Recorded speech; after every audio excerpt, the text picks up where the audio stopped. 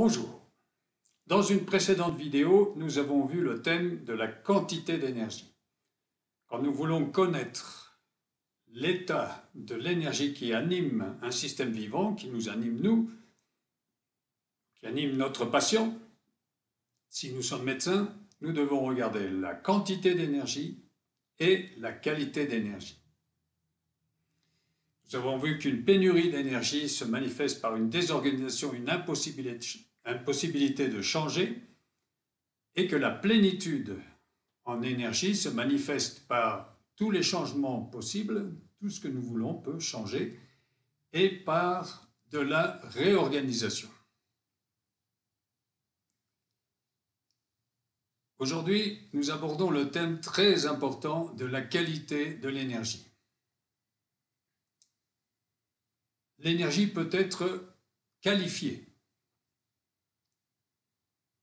Alors, on entend très souvent l'utilisation de certains qualificatifs utilisés couramment dans le langage courant pour désigner l'énergie. Et en particulier, on parle de bonne et de mauvaise énergie. Alors, je voudrais dire tout de suite que vraiment, il faut abandonner ça. La qualification de l'énergie en bonne et en mauvaise est la pire qui soit. Ça n'existe pas, simplement ça n'existe pas. Dans la nature, par exemple, un arbre, il a de l'énergie. Enfin, dire qu'il y a une bonne ou une mauvaise énergie, non. Il y a de l'énergie, mais elle peut être qualifiée, l'énergie, mais pas de bonne ou de mauvaise. Et dans la foulée, on va régler son compte aussi à la qualification de positive et négative. Ça non plus, ça n'existe pas. Ça existe seulement comme convention pour l'électricité. On parle d'un pôle plus pour une pile électrique ou un pôle moins, un pôle négatif. De la même manière qu'on parle du pôle nord et du pôle sud pour un aimant. Mais ce sont des conventions. Et ce n'est pas une réalité, ça n'existe pas l'énergie positive ou l'énergie négative. Par contre, on peut très bien qualifier l'énergie parce que l'énergie, en fait, est composée de deux forces opposées et complémentaires. On ne peut pas parler de force bonne et de force mauvaise, non, ça n'existe pas. Par contre, il y a effectivement deux forces qui composent notre énergie. Et ces deux forces, les Chinois ont attiré notre attention sur ces deux forces-là et ils les appellent, en termes chinois, Yang et Yin. La force Yang et la force Yin. Les deux sont opposés mais complémentaires. Alors pour ceux qui ne parlent pas chinois, et il y en a beaucoup, il va falloir préciser ce qu'on entend par Yang et ce qu'on entend par Yin. Ça, c'est un petit exercice qui vaut la peine d'être pratiqué. Vous pouvez demander dans votre entourage qu'est-ce que c'est la force Yang ou qu'est-ce que c'est que la force Yin, comment vous voyez ça. Et là, il y a beaucoup d'hésitation et beaucoup d'ignorance. La force Yang peut être qualifiée de force masculine.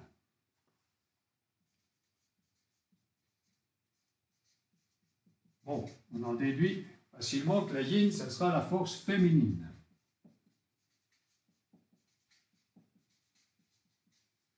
La force masculine génère dans le système vivant des valeurs masculines et des comportements masculins. La force féminine génère des valeurs et des comportements féminins. Et par exemple, des valeurs et des comportements masculins chez la femme et chez l'homme. Des comportements et des valeurs féminins chez l'homme et chez la femme. Une erreur à ne surtout pas commettre, c'est de considérer que la force féminine appartient aux femmes et la force masculine aux hommes. Ben non. Les femmes comme les hommes sont des systèmes vivants, ils ont donc les deux forces. Et qu'on soit homme ou soit femme, on génère des comportements. Certains sont de type masculin, d'autres sont de type féminin. Ou des valeurs masculines, des valeurs féminines. C'est un peu avec intention, je ne détaille pas tout de suite, je ne rentre pas dans la description de la force masculine et de la force féminine. C'est pour que petit à petit le spectateur assimile un petit peu ces deux forces-là. Ne commettons pas l'erreur de penser que la force féminine correspond aux femmes et que la force masculine correspond aux hommes. Non. Un arbre est vivant, il a de l'énergie, il a les deux forces, et il n'est pourtant pas ni un homme ni une femme. Ça n'a rien à voir. Ça n'a rien à voir avec le sexe masculin ou féminin. Hein. Ça, il faut vraiment ne plus commettre cette erreur-là. Dès qu'on a dépassé ça, on finit par tout comprendre. Donc c'est important. Je ne vais pas détailler, mais je vais vous donner juste un petit exemple qui vaut la peine. Par exemple, deux comportements. La compétition et le partage. La compétition, c'est une valeur masculine ou une valeur féminine? Le partage, c'est une valeur masculine ou c'est une valeur féminine? Oh, ben, je crois que tout le monde a compris. Hein? La compétition, c'est un comportement masculin, une valeur masculine, et le partage, une valeur féminine, un comportement féminin. Je ne rentre pas plus dans les détails. Il y a des listes de fonctions qui correspondent à la force masculine, des listes de fonctions qui correspondent à la force féminine. Vous pouvez vous y référer dans, par exemple, mes écrits, mais aussi dans beaucoup de livres. Quand on aborde le thème de la qualité de l'énergie, la qualité ne se détermine pas par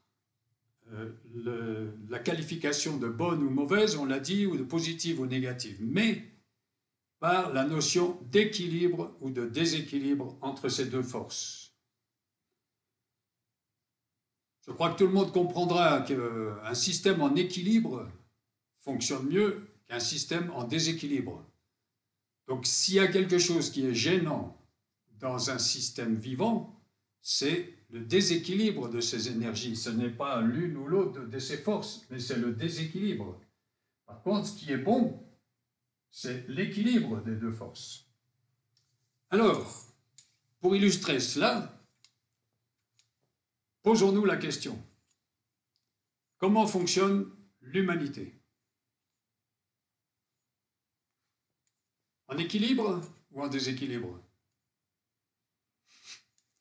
Oh là, en général, la réponse ne se fait pas attendre. Quand je pose cette question, si je pose la question à 10 personnes vont me dire en déséquilibre. Donc maintenant, on va déterminer de quel déséquilibre il s'agit. Celui-là ou celui-là.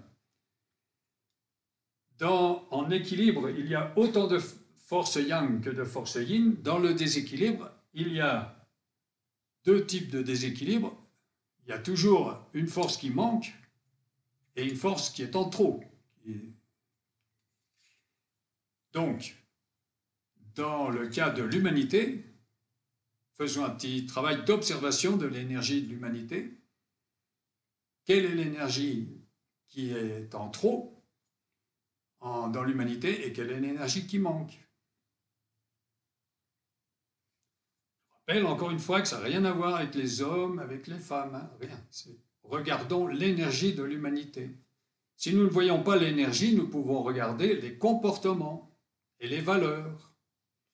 Quels sont les comportements et les valeurs qui priment qui déborde éventuellement, et quelles sont les valeurs et les comportements qui manquent. Je pense que à ce niveau, tout le monde aura vu et donc compris que l'humanité vit dans un déséquilibre énorme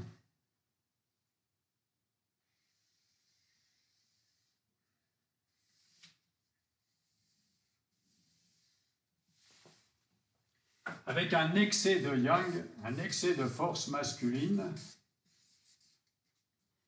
et un déficit de force féminine. Et cela, aussi bien chez les femmes que chez les hommes. Ça, c'est l'humanité. L'humanité, une société qui porte ce nom, qui est victime de ce type de déséquilibre, porte un nom. Ça s'appelle une société patriarcale, où les valeurs et les comportements masculins sont excessifs chez les hommes et chez les femmes, et où la force féminine manque chez les hommes comme chez les femmes. La société humaine est en gros patriarcale depuis des millénaires. Un représentant typique de ce déséquilibre patriarcal, c'est par exemple toutes les religions en gros, mais enfin l'Église catholique, l'islam, le judaïsme, tout est déséquilibré. Cet excès de force masculine, yang, je représente ça, c'est un symbole, je représente ça sous la forme de la bête. La bête. La bête, c'est tout ce qui nous fait danser une petite musique que nous n'avons pas envie de danser. Et dans ce monde-ci, il y a beaucoup de la bête. Il y a beaucoup de violence, de perversion,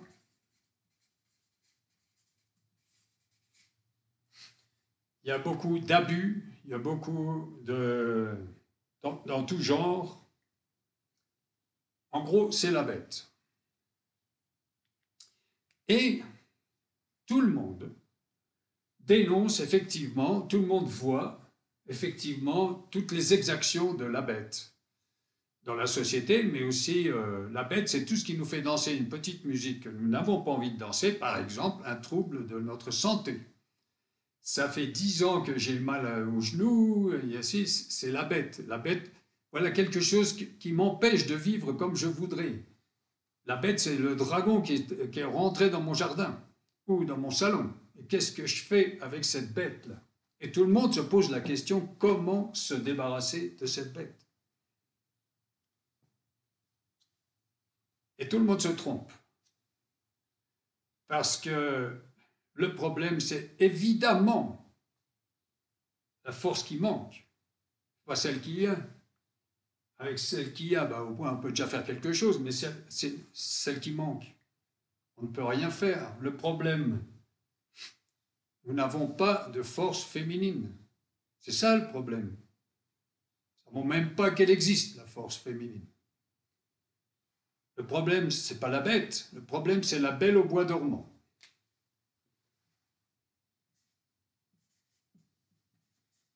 Le problème, c'est évidemment l'absent. C'est évidemment la force qui nous manque. Ce n'est pas celle qu'on a, même en trop, c'est celle qui nous manque. Essayez de construire un château de sable avec du sable sec. Si ça se casse la figure, si vous ne pouvez pas construire votre château de sable, vous avez le sable, mais il est sec. Le problème, c'est l'eau. Le problème, c'est toujours l'absent. Inversement, essayez de construire un château de sable avec que de l'eau. Ah non, il faut un équilibre entre les deux. Il faut un équilibre. Et le problème, c'est toujours l'absent. Donc, dans l'humanité, société patriarcale, le problème, c'est le manque de force féminine. Nous disions, je vais dire cela pour poser bien le problème. Nous disions que l'énergie est invisible. Ok, la force féminine donc est invisible, elle est inconnue, parce que nous sommes dans une société patriarcale qui valorise la force masculine. Donc la force féminine est invisible, inconnue et absente. Ça fait beaucoup, mais ça explique tout. Ça explique pourquoi nous sommes en déséquilibre. Le problème, c'est le manque de force féminine. Le problème, c'est la belle au bois dormant.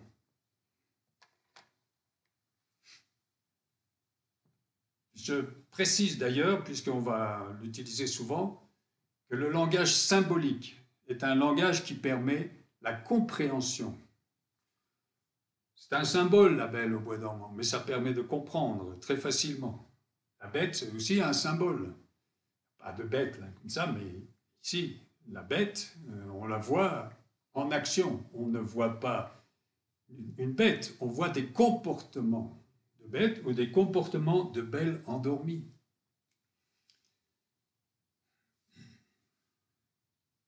Le diagnostic, c'est donc le manque de force féminine. L'humanité est en manque de force féminine. Et nos patients, tous les jours, nous disent « Je suis en train de vivre une situation qui ne me plaît pas, il y a quelque chose qui me fait danser une musique que je n'ai pas envie de danser. » Ils nous disent en gros « J'ai une bête qui me harcèle. » Oui, mais en fait, c'est surtout qu'ils ont une belle qui dort. Il leur manque la force féminine. Ce qu'il convient donc de faire à ce moment-là, ce n'est pas de lutter contre la bête, c'est de réveiller la belle. Et ça, c'est en gros la raison d'être de la médecine de l'énergie. La médecine de l'énergie consiste en général, pratiquement toujours, à réveiller la force féminine pour arriver à une princesse bien réveillée.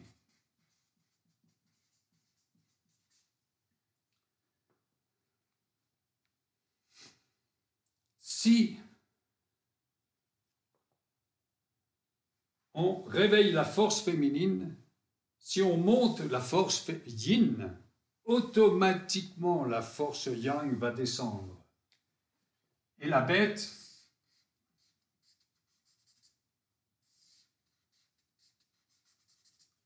va diminuer. L'emprise de la bête va diminuer. Et à la fin, tout le monde sait que la bête se transforme en prince.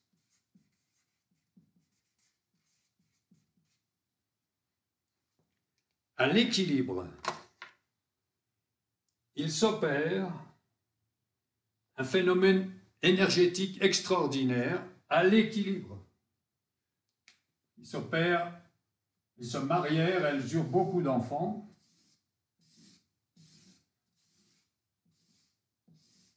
C'est-à-dire que les deux énergies fusionnent dans une énergie. Le yang et le yin fusionnent dans ce que les Chinois appellent le Tao, dans ce que nous, en français, on appelle l'unité, et dans ce qu'en langage universel, on appelle le Om, mantra universel.